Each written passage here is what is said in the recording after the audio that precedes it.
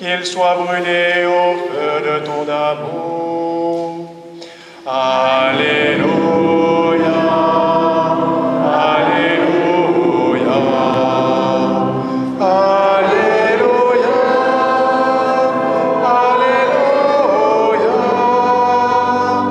Alléluia, Alléluia, Alléluia.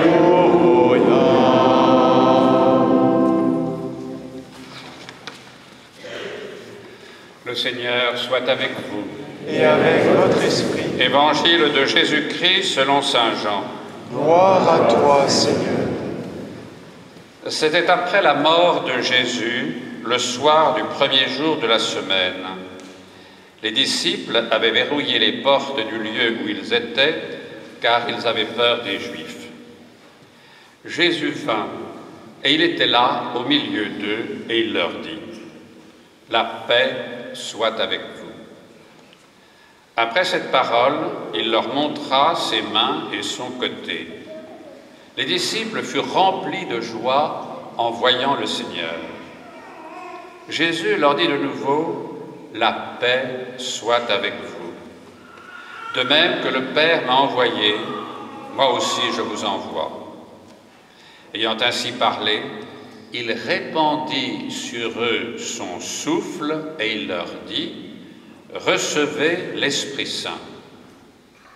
Tout homme à qui vous remettrez ses péchés lui seront remis, et tout homme à qui vous maintiendrez ses péchés, ils lui seront maintenus. » Acclamons la parole de Dieu.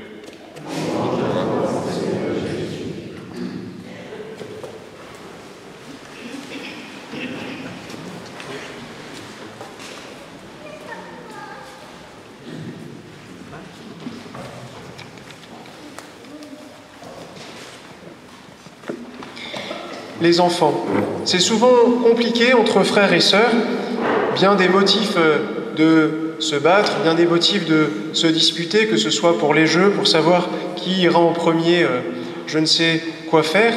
Et cela nous montre, pour vous les enfants comme pour nous les adultes, que nos relations sont souvent bien compliquées.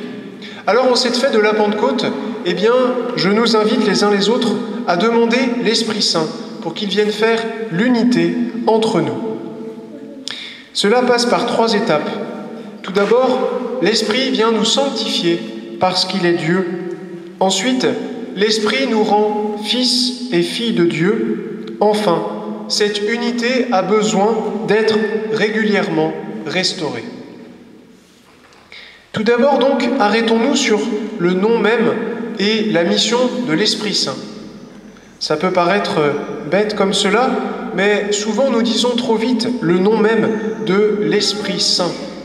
Le fait que l'Esprit soit saint nous rappelle qu'il vient de Dieu, et même plus, que l'Esprit est Dieu. Et c'est en ce nom-là qu'il vient agir en chacun et en chacune d'entre nous.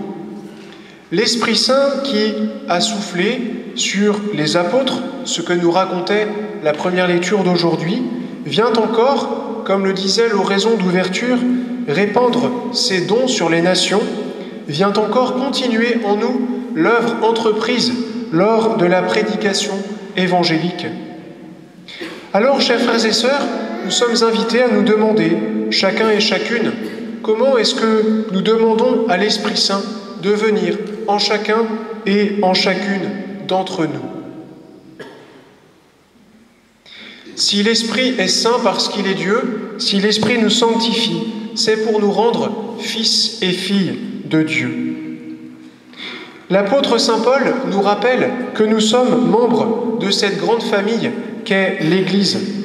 Et souvenons-nous comment nous sommes devenus membres de cette Église. C'est en étant plongés dans l'eau du baptême. L'eau qui constitue l'un des symboles justement de l'Esprit Saint. L'eau qui vient purifier, l'eau qui vient, telle la mer sur le granit, travailler petit à petit, progressivement, la roche pour l'adapter, pour l'ajuster. De même, cette eau purifiante de l'Esprit Saint vient nous façonner de jour en jour pour nous rendre toujours plus fils et filles de Dieu. Et l'apôtre Saint Paul attire notre attention ce dimanche sur les dons et les charismes que nous avons pu recevoir du Seigneur. Cela est très concret. Bien souvent, nous voyons d'abord les dons que les autres ont reçus et cela suscite en nous quelque amertume, voire de la tristesse, en nous disant « Oh là là, celui-là est si doué dans tel domaine, il est si à l'aise à parler en public, et moi, je suis si nul. » Et pourtant, l'apôtre Saint Paul nous invite à rendre grâce pour les dons qui sont les nôtres. Et lorsque la tentation peut nous gagner de nous apitoyer sur notre petit sort et notre petite personne, pourquoi ne pas rendre grâce pour le don que l'autre a reçu? Au contraire de nous apitoyer, nous pourrions nous émerveiller et rendre grâce au Seigneur. Et si la tristesse demeure, demandons à l'Esprit Saint justement qu'il nous donne de voir les dons qu'il a reçus. Il nous faut parfois bien du temps pour découvrir les dons et les qualités qui sont les nôtres. L'Église est une grande famille donc constituée de nous tous qui sommes autant de lumières qui disent quelque chose de la lumière divine. Et en même temps, ces dons sont destinés à manifester l'Esprit en vue du bien de tous. En effet, si les dons que nous avons reçus restaient simplement pour notre petite personne, pour satisfaire notre propre égoïsme, ils n'auraient aucun sens. Ainsi, nous sommes invités à redécouvrir également l'Église comme une grande famille, appelée à l'unité et à la paix. Que nous ouvrions notre poste de radio, de télévision, que nous regardions sur Internet, partout nous voyons qu'il y a des conflits, qu'il y a des guerres, que la paix est compliquée. Et nous sommes invités, en ce dimanche, de manière particulière, à la suite du Saint-Père qui a invité les responsables politiques et quelques responsables religieux de la Terre Sainte. Nous sommes invités, nous, par notre vie, à témoigner de cette paix, de cette unité, qui nous vient justement de l'Esprit Saint. Alors, chers frères et sœurs, demandons vraiment au Seigneur le don de son Esprit pour qu'il vienne mettre à l'œuvre son unité et sa paix, partout où le conflit, où les guerres, où les satisfactions personnelles l'emportent. L'Esprit est saint, il vient agir en nous. L'Esprit nous rend fils et filles de Dieu. Et pourtant, cette unité est bien fragile. Il est heureux de voir dans l'Évangile d'aujourd'hui, la fin de l'Évangile selon saint Jean, l'avant-dernier chapitre, il est heureux de constater la simultanéité entre le don de l'Esprit Saint et la mission confiée aux apôtres de remettre les péchés. Et il est intéressant également de noter le passage de la peur des apôtres. C'est la raison pour laquelle ils sont enfermés, ils ont verrouillé les portes de la pièce dans laquelle ils se trouvent. Donc le passage entre cette peur et la joie qui est la leur à la vue du Maître, à la vue du Seigneur Jésus.